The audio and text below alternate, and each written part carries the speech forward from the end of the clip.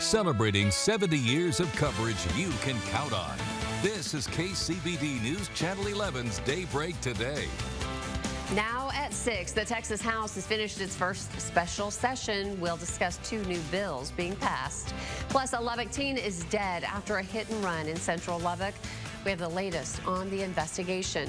And Lubbock ISD is saying goodbye to a beloved teacher and administrator. These stories and more are just ahead for you. Good morning. Thanks for starting your day with us on Daybreak Today. I'm Angie Wynn. Steve Devine is in with today's forecast as we end the month of May. And Michael Cantu is at the News Now desk. Good morning, Michael. Good morning. We're talking about the plan for hundreds of employees to walk off the job later today. And another round of cuts is expected for one of the biggest names in banking. But for now, let's go ahead and turn to Steve. Get a check of today's forecast. Morning, Steve.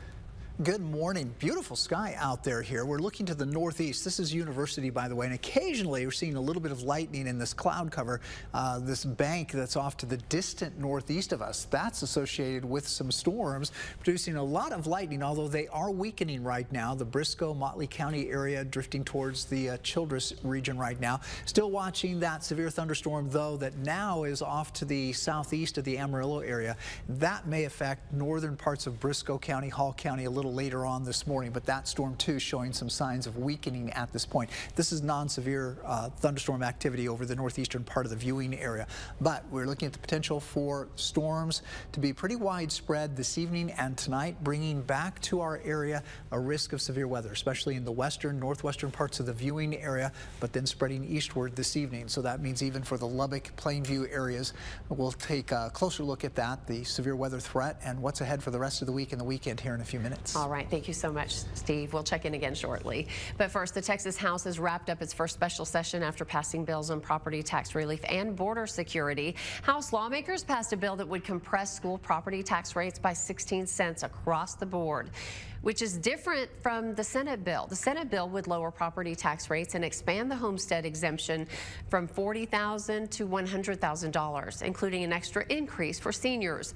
Lubbock State Representative Carl Tepper says it's not a perfect solution, but it is one that both chambers originally agreed to. The Senate wanted the exemption, the House wanted the caps. I'd like to see both. But nevertheless, we're making some progress using the buy down that they're calling it compression. And hopefully that'll help our taxpayers a bit. The House also passed a border security bill that would increase prison time for human traffickers and stash house operators to a minimum of 10 years in prison. Now the Texas Senate must decide whether it will accept the House bills or adjourn without passing anything. Governor Greg Abbott says he will call as many special sessions as needed to address critical items. And Amazon employees say they are walking off the job today, protesting an updated return to office requirement. Michael has the latest from the News Now desk. Michael. Yeah, Angie, right now about 1,800 employees say they're planning to walk out. The majority of those are going to be in Seattle at the company headquarters. Now, this follows an update to the company's work from home policy. It was decided employees have to go into the office at least 3 days a week. More than 20,000 employees signed a petition against the move. Amazon says employees will work more collaboratively in the office. Other employees say they should be the ones to decide how they work best. Angie? Thanks, Michael. A Mexican national is now awaiting sentencing for shooting a Seminole police officer.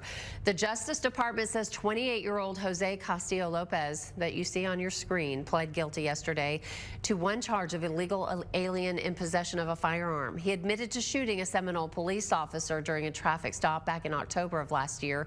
Fortunately, the officer was wearing body armor and was not seriously hurt. Castillo Lopez also admitted to being in the country illegally after previously being deported. He now faces up to 15 years in federal prison.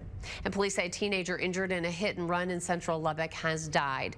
Lubbock police say 17-year-old Titiana Weatherspoon was walking on the Marcia Sharp Freeway near Texas Tech Saturday morning when she was hit by a car. EMS took Weatherspoon to UMC, where again she did later die. Police found the car involved, but are asking anyone with information on this case to call the crime line at 806-741-1000, and you can remain anonymous.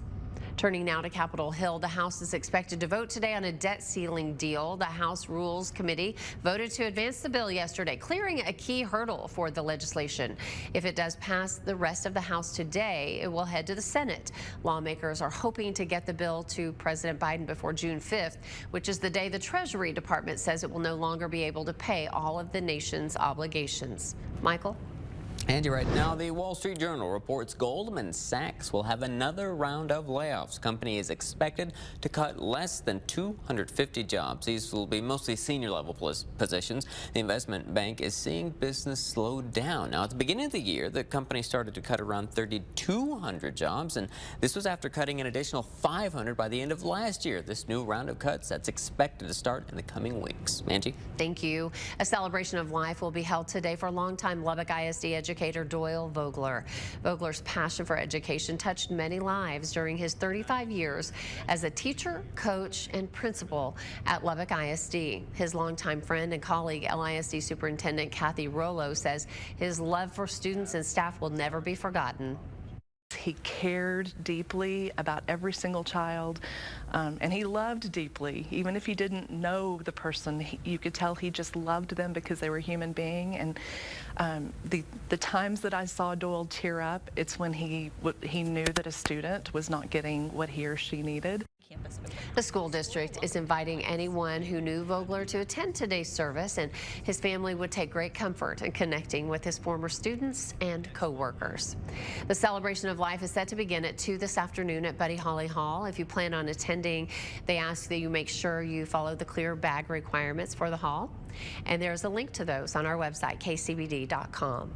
Lubbock is also mourning the loss of David Dean, the former owner of Joyland Amusement Park. He died Monday after a battle with cancer. He was 67 years old. His wife posted a message on Joyland's Facebook page saying the smiles and memories that people shared with him about Joyland filled him with pride and gratitude. She said the same pride went into building race cars, one of his passions. We will bring you the details on funeral arrangements for David Dean when those become available. Now then, checking in with Steve Devine for a look at this morning's weather. Steve, what are you seeing right now? Seeing a few thunderstorms to the northeast of the Lubbock area. Speaking of Lubbock, the high yesterday, 86 degrees, 3 degrees shy of the average high for the time of year. 106, the record for yesterday. That was on the date back in 2018. And for the month so far, 5 29/100ths of an inch of rainfall. I've been mentioning it's the 12th wettest May in Lubbock's record. That goes back to 1911. I have a little bit more on that in the next half hour. So our sky right now is actually mostly cloudy, but notice this cloud cover off to the distant northeast of us. This is 98th Street westbound there to the left, and here's University northbound right there. So looking off to the northeast, you see that cloud cover right there. The airport is mostly cloudy, 67 degrees, a little breezy. It's going to be quite breezy today, especially this afternoon. Dew point remains high, a lot of moisture, which could be turned into some rain. Highs today, most of us in the mid and upper 80s. A few exceptions here and there. Near 90 in the southern part of the viewing area. Might not get past the low 90s in the northwest. So the thunderstorms that I mentioned off to the northeast of us, again right here in the Hall County area, Motley County area, drifting towards King, Cottle County. These storms are weakening in intensity right now, but we still have this strong storm that's in the Panhandle area. Now it's just to the east of Interstate 27, but I would expect Interstate 27 has a lot of water, potentially some flooding issues right now between Canyon and Amarillo. That storm is tracking to the east-northeast, so that could take it into northern sections of Briscoe County, Hall County yet this morning, although it is showing some signs of weakening.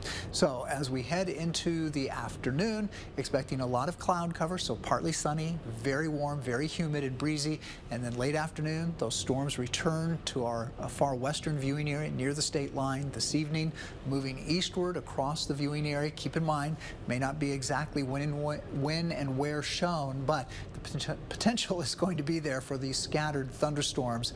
The main threat, I think, is going to be very heavy rain, which could create some additional flooding in the area. And we also have at least a slight risk that some of these could produce some gusty winds and some hail, up to about an inch or so maybe a little bit larger for our western areas. Angie? Thank you, Steve. It's 6:09. Good morning to you. Welcome to Wednesday. On Daybreak today, we're talking about how to keep you and your loved ones safe while you're at the pool or the lake this summer. Plus a preview of all the highly anticipated movies headed to theaters this June, which is tomorrow, by the way. Those stories and more when we return. You're watching Daybreak today on News Channel 11.